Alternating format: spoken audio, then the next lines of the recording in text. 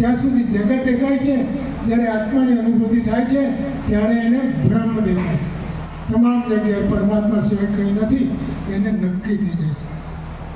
એટલા માટે એમ આ દ્રષ્ટિથી જોશો તો જગત જૂઠું છે, પણ જ્ઞાન દ્રષ્ટિથી જોશો તો જગત જૂઠું જેવું કંઈ છે નથી, માત્ર ભ્રમ છે. પછી આગળ ગયા મમતા મનની